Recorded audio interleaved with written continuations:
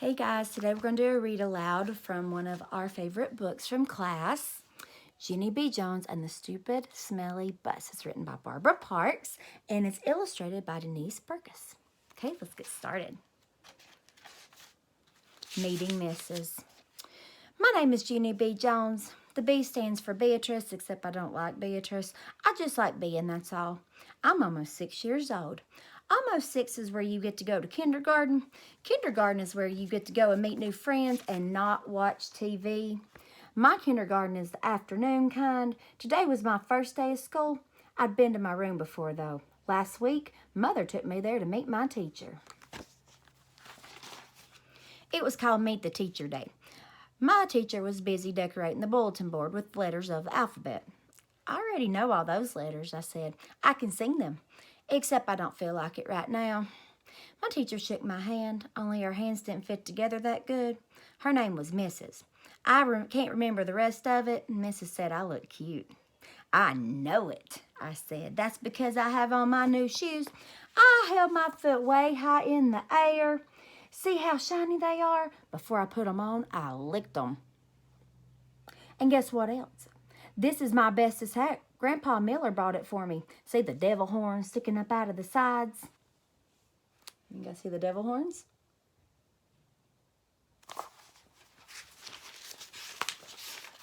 Mrs. laughed, except I don't know why. Devil horns are supposed to be scary. Well, then we walked around the room and she showed me where stuff was. Like the easels where we get to paint, and the shelves where the books are, and the tables where we sit and don't watch TV. One of the tables in front of the room had a red chair. I would like to sit here, I think, I told her. But Mrs. said, we'll have to wait and see, Junie. B, I said. Call me Junie B. I heard that B part real loud so she wouldn't forget. People are always forgetting my B. Mother rolled her eyes and looked at the ceiling. I looked up there too, but I didn't see anything. Are you going to ride the bus, Junie B? Mrs. asked me. I made my shoulders go up and down. I don't know. Where's it going to? My mother nodded her head and said, yes, she'll be riding the bus. That made me feel scary inside because I never rided on a bus before. Yeah, only where's it going to? I asked again. Mrs. sat on her desk and then she and my mother talked more about the bus. I tapped on Mrs. Guess what? I still don't know where it's going to. Mrs. smiled and said the bus driver's name was Mr. Wu. Mr. Wu, said Mother. That's an easy name for Junie B to remember. I covered my ears and I stamped my foot. Yeah, only where's the stupid, smelly bus going to? Mother and Mrs. frowned. Frowning is when your eyebrows look grumpy. Watch yourself, Missy, said Mother. Missy's my name when I'm in trouble. I looked down at my shoes. They didn't look as shiny as they did before. Just then another mother and a boy came in and Mrs. went off to talk to them instead of me. I don't know why, though. The boy was hiding behind his mother and acting very babyish. I can beat that boy up, I think. After that, my mother sat me down and explained about the bus. She said it's yellow, and it's called a school bus, and it stops at the end of my street. And then I get on it and sit down, and it takes me to school. And then your teacher will meet you in the parking lot, said Mother. Okay, Junie B, won't that be fun? I nodded the word yes, but inside my head said the word no. Chapter 2, Feeling Squeezy. I stayed scared about the bus for a whole week, and last night when my mother took me into bed, I felt sickish about it. Guess what? I said, I don't think I want to ride that school bus to kindergarten tomorrow.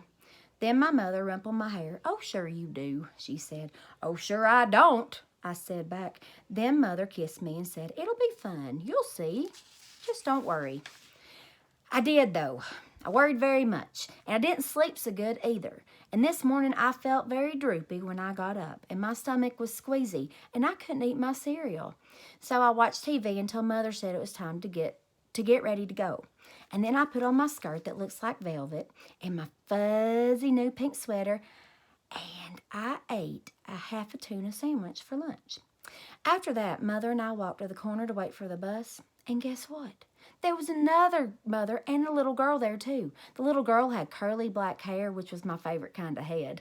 I didn't say hello to her though, because she was from a different street, that's why. And then finally, this big yellow bus came around the corner. Which one do you think? My page is falling out.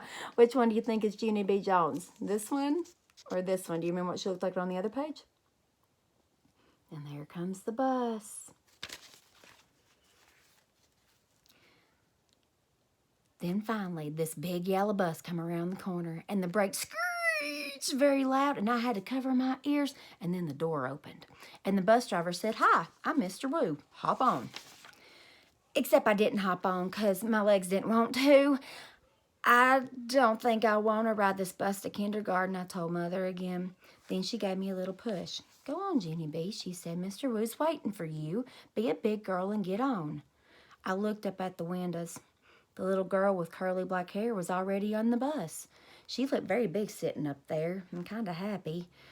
"Look how big that little girl is acting, Junie B," said Mother. "Why don't you sit right next to her? It'll be fun, I promise." So I got on the bus.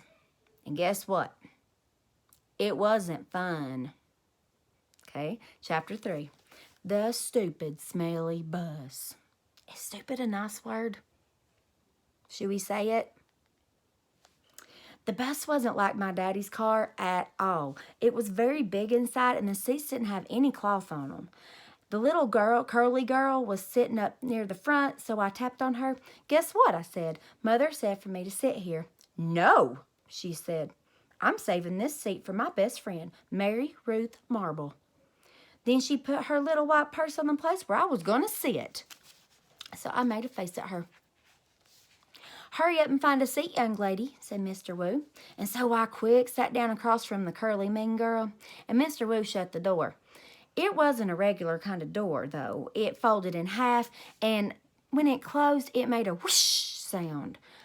I don't like that kind of door. If it closes on you on accident, it will cut you in half, and it will make you a squishy sound. The big bus made a big roar, and then a big puff of black, smelly smoke came out of the back end of it. It's called bus breath, I think. Mr. Woo drove for a while, and then the brakes made loud, screechy noise again.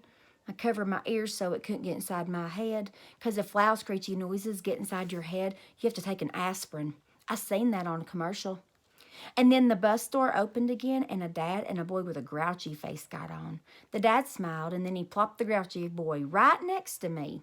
"This is Jim," he said. "I'm afraid Jim isn't too happy this afternoon." The dad kissed the boy goodbye, but the boy wiped it off his cheek. Jim had on a backpack. It was blue. I love backpacks. I wish I had one of them for my very own. One time I found a red one in a trash can, but it had a little bit of gushy on it, and Mother said no.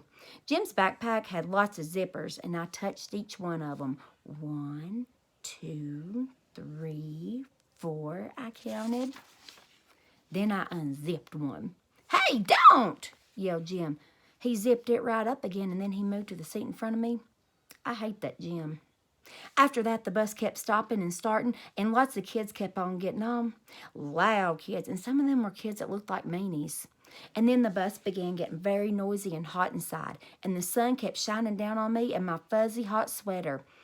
Here's another hot thing. I couldn't roll down my window because it didn't have a handle, and so I just kept on getting hotter and hotter, and it smelled in that bus too.